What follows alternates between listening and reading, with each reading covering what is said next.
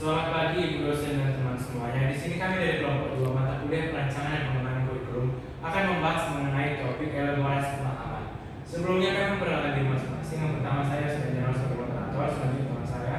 Saya Kamelia Wandari. Saya Nana Purwa. Saya Fisya Andesrega. Dan saya Eni Nurhaliza Gajah. Baiklah, demikian perkenalan singkat dari kami. Akan langsung saja kita mulai. Yang pertama akan dibawakan oleh saudari Kamelia. Kepada Kamelia dipersilakan. Baik, terima kasih kepada moderator. Understanding by Design atau UBD merupakan sebuah langkah yang digunakan untuk membantu guru dalam mendesain proses belajar mengajar. Dengan mengkaji UBD ini, calon guru akan mempelajari bagaimana mendesain pembelajaran yang berfokus pada tujuan-tujuan esensial, menarik untuk peserta didik dan mendorong proses pembelajaran yang bermakna.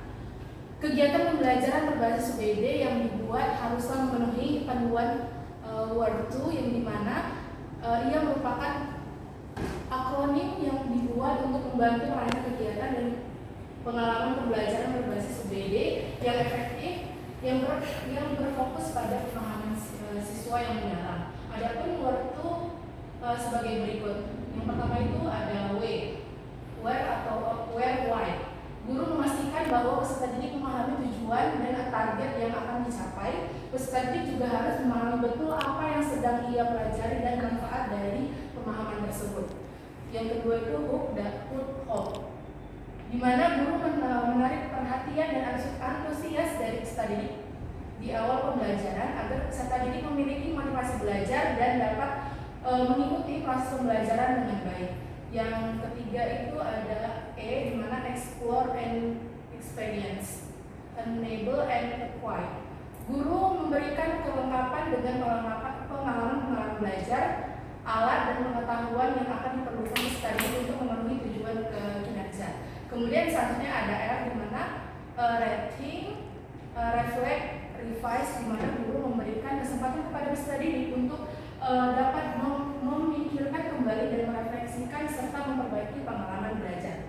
Kemudian ada evaluate, di mana guru mendorong peserta didik untuk dapat mengevaluasi diri. Dan yang terakhir kemudian yang selanjutnya ada to be tailored, di mana guru dapat menyesuaikan pembelajaran yang melayani kebutuhan dan karakteristik peserta didik. Kemudian ada O, di mana O itu ada to be organized, di mana guru dapat memaksimalkan keterlibatan peserta didik dalam pembelajaran agar pemahaman peserta didik bisa optimal dan pembelajaran dapat lebih efektif. Selanjutnya saya kembalikan kepada moderator. Baiklah, terima kasih pemaparan yang diberikan oleh saudara Kamelia. Selanjutnya akan dipaparkan oleh saudara Riana. Kepada saudara Riana dipersilakan. Baik, di sini saya akan melanjutkan yang mana dalam hal ini saya akan membahas terkait tentang topik kelompok 3, yakni explore and experience, enable and acquire. Nah, konsep explore and experience ini menekankan pada pentingnya pembelajaran melalui pengalaman langsung. Nah, di dalam penelitian Kolb pada tahun 84, beliau telah menjelaskan bahwa konsep belajar melalui pengalaman belajar atau experience learning itu di mana pembelajaran efektif terjadi ketika individu terlibat dalam proses pemecahan masalah dan refleksi atas pengalaman belajar tersebut. Nah, di sini Kolb juga menyatakan bahwa learning is the process whereby knowledge is created the transformation of experience. Maka dari itu, melalui pengalaman langsung, nah peserta didik akan dapat membangun pemahaman dan mendalam dan relevan terhadap materi pelajaran. Nah, sedangkan pada konsep enable and acquire menyoroti pentingnya memberdayakan peserta didik dengan keterampilan, pengetahuan dan sumber daya yang mereka butuhkan untuk menuju kesuksesan di dalam pembelajaran. Nah, di sini ada juga menurut Hetty, guru yang efektif merupakan mereka yang mampu memberdayakan peserta didik dalam mengembangkan keterampilan belajar mandiri. Nah, di sini Hetty juga menyatakan bahwa teacher need to enable rather than control learning.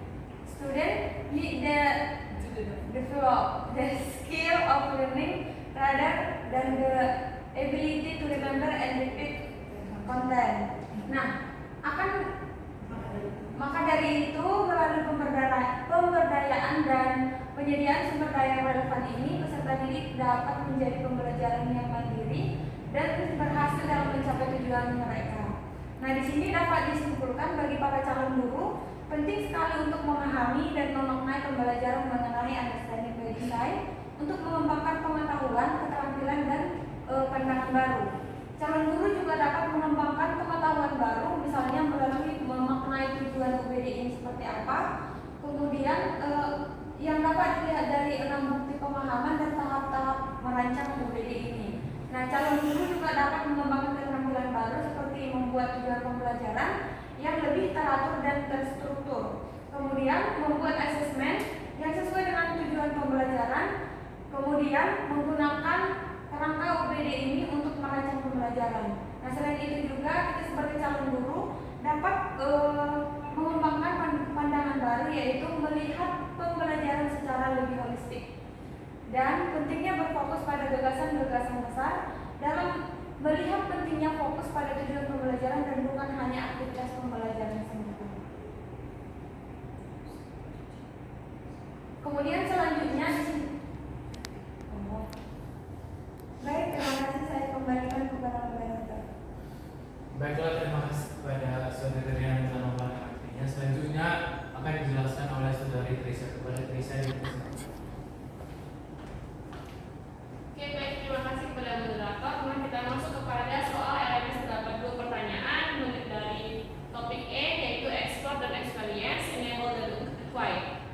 Nah, di mana soal pertama itu soalnya tersebut adalah bagaimana caranya peserta didik akan terlibat dalam mengeksplorasi ide-ide besar dan pertanyaan penting. Nah, jawabannya menurut kelompok kami yang mengacu pada pertanyaan Wiggins and McKay di tahun 2005 agar peserta didik ikut terlibat langsung di dalam mengeksplor ide-ide besar dan pertanyaan penting adalah dengan cara memberikan pengalaman atau experience kepada peserta didik. Ketika mempelajari materi dan memberikan fasilitas dengan baik yang memungkinkan peserta didik dapat melakukan apa yang telah mereka pelajari. Nah, di soal yang kedua, kegiatan pembelajaran apa untuk penampilan kemampuan puncak siswa?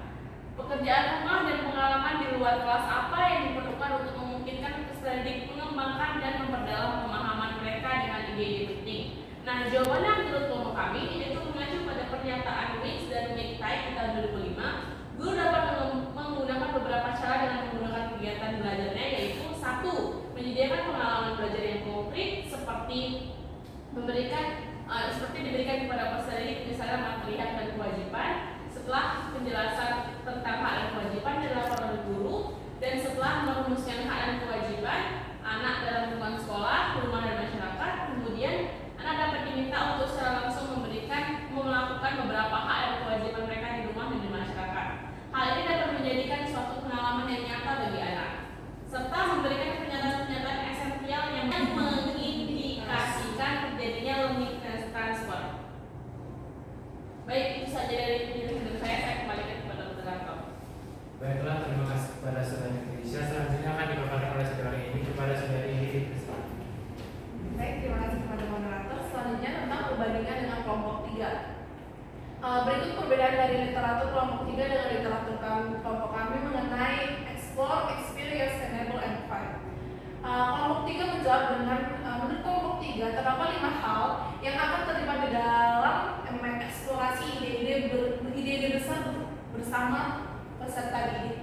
Yakni yang pertama, mengenalkan sebuah fenomena yang menarik, yakni jika pembelajaran terbatas pada konsep yang ditemukan dalam teks, siswa akan menjadi tidak tertarik. Pendidik yang cerdik dapat meningkatkan pendidikan siswa mereka dengan memperkenalkan mereka pada fenomena baru dan menarik yang terkait dengan mata pelajaran yang mereka pelajari. Keingin-tahuan mereka akan tergugah dan banyak pertanyaan secara alami akan muncul sebagai hasilnya. Kemudian permainan words interpretation untuk meningkatkan keterampilan bertanya pada siswa. Guru yang pintar harus mengajarkan teknik bertanya di dalam pembelajaran. Dalam hal ini, permainan ini, guru memberikan beberapa kata atau rangkaian kata. Kemudian meminta siswa untuk membuat kalimat tanya yang mengandung kata-kata tersebut. Kemudian memberikan pertanyaan pancingan.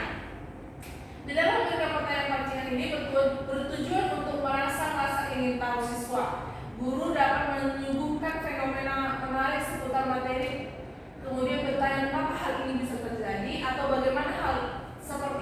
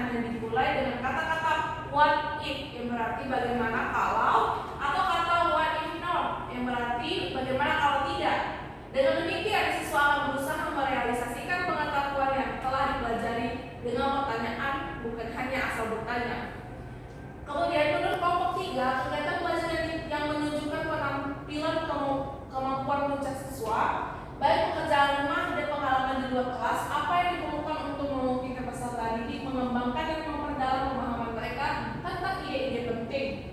Menyatakan bahwa kelompok 3 menyatakan bahwa cara terbaik untuk membuat siswa mencapai potensi penuh mereka adalah dengan menggunakan pembelajaran di luar kelas. Misalnya, ketika mengajar siswa kelas 4 tentang morfologi tanaman, guru dapat mendorong pembelajaran di luar kelas dengan meminta siswa mengamati tanaman di lapangan.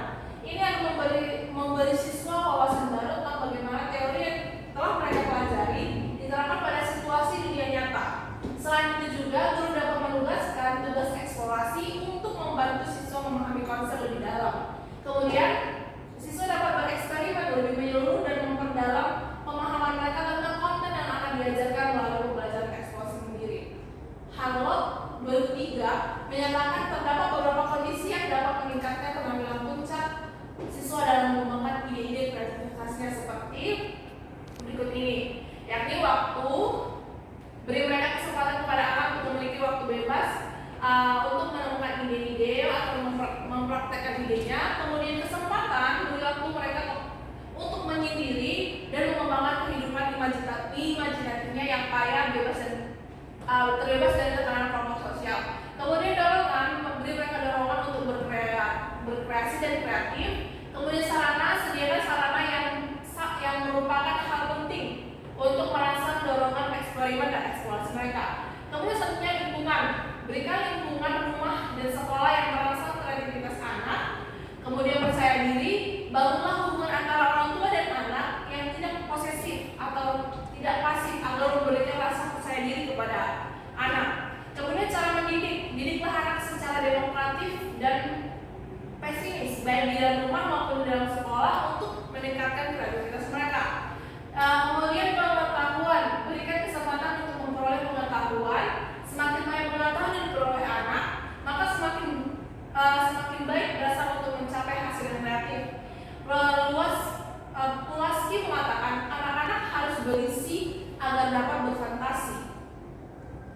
Kemudian untuk kelemahan dari kelompok 3, pada topik ini kelompok 3 tidak menjelaskan terkait dengan understanding by design dan langsung menjelaskan ke bagian pertanyaan yang terjadi yang tersedia pada LMS.